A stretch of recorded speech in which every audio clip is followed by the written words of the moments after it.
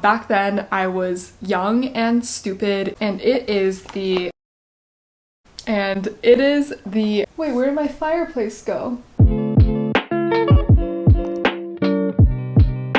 Hey guys, what's up? I'm Ella and welcome to my channel where I make tech-related videos.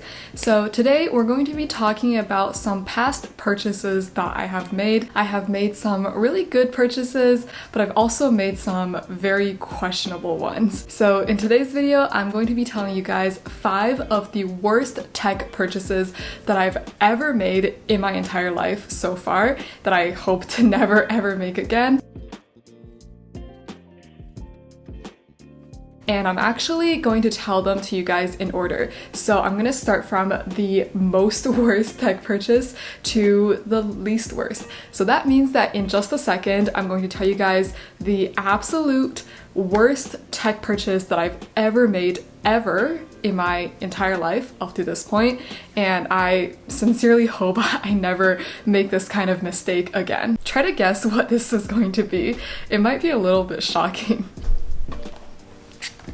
And it is the MacBook Air. This is the, I think it's a 2017 version, I think. But yeah, this is like the super old MacBook Air. It looks like this. It's honestly very iconic. I'm sure every single one of you watching this has seen a computer that looks like this before. Okay, so the number one reason why this was just a stupid purchase is because of the bad timing. So I think I got this in 2017. I'm not 100% sure. It was either 2017 or 2018. I can't remember. I got it sometime in high school, and I swear, like, 3 months after I bought this thing, Apple refreshed their MacBook Air line and came out with a whole new design that is actually still used today. So like obviously the current MacBook Air doesn't look like this. This is the last generation MacBook Air to have this kind of design. All of the MacBook Airs after this one have a much better looking design in my opinion. They have much thinner bezels and overall it's just more modern looking. Like this one, yeah, this is just kind of ugly. And the second reason why this purchase was just not a good one at all is because I put zero thought into what kind of specs I wanted. Back then, I was young and stupid and I didn't think that specs were important. So I just didn't think about like what kind of work I'll be doing on this laptop, how long I plan on keeping it for, what else? How heavy is my workload going to be on this laptop? Is my workload going to change in the future? Like these questions are questions that you need to think about when you buy a laptop, and those just never cross my mind. So this is actually the base model MacBook Air, but I will say that I actually do think that the base model MacBook Air was enough for me in high school, and the reason is because I did nothing in high school. Like I read my online textbooks and wrote college essays, and that was it. I wrote way too many college essays. So in terms of my very, very, very light workload in high school, the base model was enough for me. However, when I started university, this thing was not really enough for me anymore. And the second worst purchase that I've ever made is, yep, these Beats headphones. I think these are just the regular Solo headphones. I don't think they're any like Solo 3, Solo 2. They're just Solo. And I think I got these around the same time that I bought my MacBook Air. Back then, I just thought Apple products were so cool. I was like, oh my gosh, Beats, they look so cool. They probably sound so good. I want a pair of Beats so bad. That way I can be like jamming to music on the school bus on the way to school. When I'm walking in between my classes, I'm gonna be so cool. Yeah, no, these Beats, they're horrible. The number one reason why I barely use these is because they just squeeze my head so hard. Like they literally hurt to wear.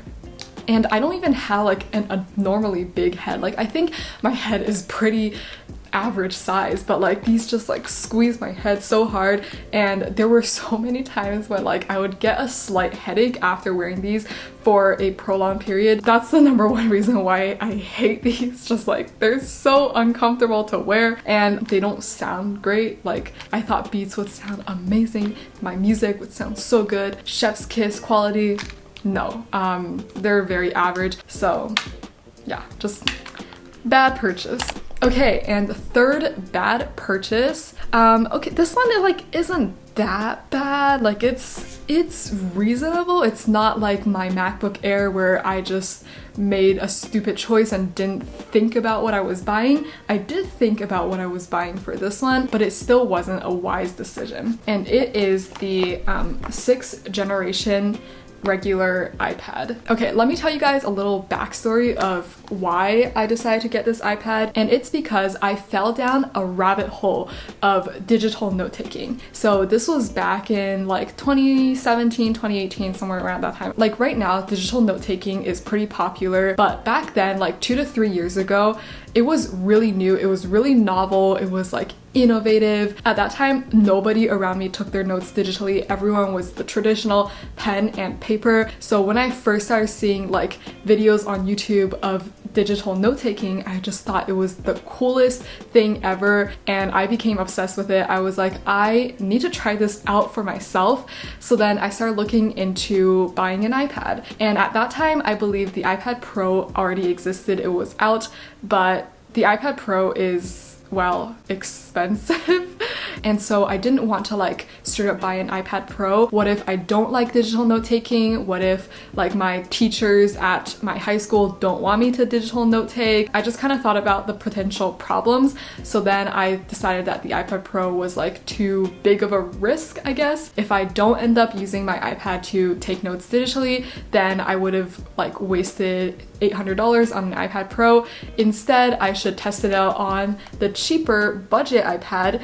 And so if I don't like it, I only wasted like $300 to $400 instead of like $800, right? So I guess like that reasoning is fine. Like I don't criticize my past self for having that kind of reasoning. So basically I bought this budget iPad because I wanted to save money. I didn't want to risk losing money. But in reality, I ended up losing money on this purchase because I used this iPad for less than a year before I got my iPad Pro. The iPad Pro is just like so much better in so many different ways than the budget iPad. I really just should have bought the iPad Pro straight up. Pretty sure this was already out and not like bought this like tester budget device first and then buy this one, because I just like wasted money on this thing that I no longer use. Luckily I do have a younger sister, so now this iPad is hers, but like if I didn't have a younger sister, this would have been a huge waste of money. Okay, and now for my fourth bad purchase. It is my phone.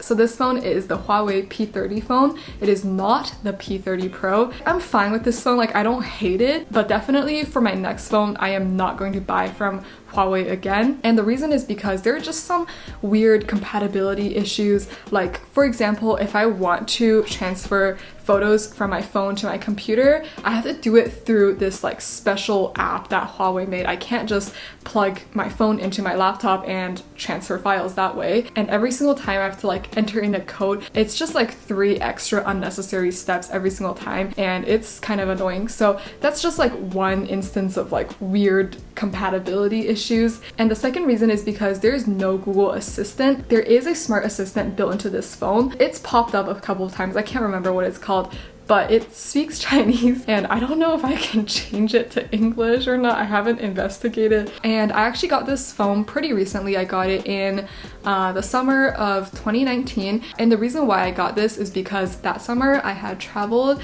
to China. I did a lot of traveling with my relatives. I remember back then like Huawei was like the brand in China, and all of my relatives mostly liked their Huawei phone as well. They told me that it was, you know, great. It has amazing cameras. So I was like pretty sold. I was like, okay, like I am kind of bored of iPhone. At that point I had been using iPhones for 6 years, and I really wasn't sure if I wanted to stick with the iPhone because I also had issues with the iPhone. So I was open to switching to Android. So then I bought this phone in China. And actually another thing that kind of sold me on this phone, this is kind of stupid, is like how pretty it is. Like I have to admit, the back of this phone is beautiful. Oh my gosh, it's actually so pretty. But yeah, like overall, I don't hate my phone and I'll probably stay with it for another year or two. Okay, this one, I wasn't sure if I wanted to include this in the video, but it is... Yeah, it is my MacBook Pro 16-inch. Okay, so I know many of you are probably very confused, like, how can you regret buying your MacBook Pro 16-inch, especially when you just bought it 6 months ago? Okay, so let me just first say that when I decided to buy this MacBook Pro, I did not make the same mistake that I did when I bought my first MacBook Air, which was just not thinking at all. I definitely put a lot of thought into what kind of specs I wanted, what kind of laptop in general I wanted when I was looking into buying a new laptop, and I decided on the 16-inch MacBook Pro with the specs that it has.